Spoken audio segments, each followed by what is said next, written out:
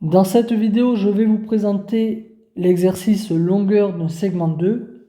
Dans cet exercice, on considère deux points, M et P, dont on connaît les coordonnées. Le but de l'exercice est de déterminer la mesure exacte de la longueur du segment MP, c'est-à-dire de la longueur MP. Pour cela, nous allons appliquer la formule du cours qui permet de calculer une longueur avec des coordonnées. Il s'agit de la formule que je vous ai réécrite en rouge. La longueur MP est égale à la racine carrée de xp moins xm au carré plus yp moins ym au carré. Et pour appliquer cette formule, nous allons remplacer xp, xm, yp et ym par les coordonnées données dans l'énoncé. Cela va me donner que la longueur MP est égale à la racine carrée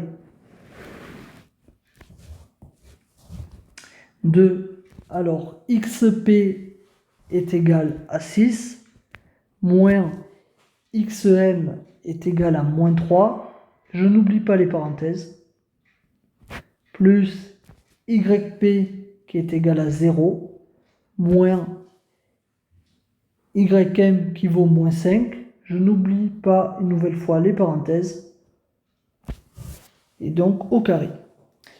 Nous allons calculer les nombres qui apparaissent dans les carrés. Donc 6 moins 3 me donne 9. Donc cela me donne 9 au carré. Plus 0 moins 5 qui me donne 5. Ce qui me donne 5 au carré. Je n'oublie pas la racine carrée. Et je vais calculer maintenant les deux carrés. Alors 9 au carré me donne 81. Plus 5 au carré qui me donne 25.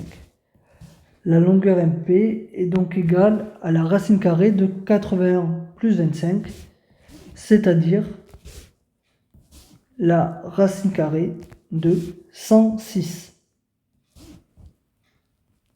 Il va donc falloir entrer cette valeur dans LRWIMS. Alors, on va pour cela servir de l'indication. Par exemple, pour rentrer la valeur racine de 2, il faut entrer dans LRWIMS SQRT, parenthèse 2, fermer la parenthèse. Donc ici, nous allons donc entrer SQRT. On ouvre une parenthèse et on marque donc 106 et on ferme la parenthèse. SQRT de 106. On envoie la réponse.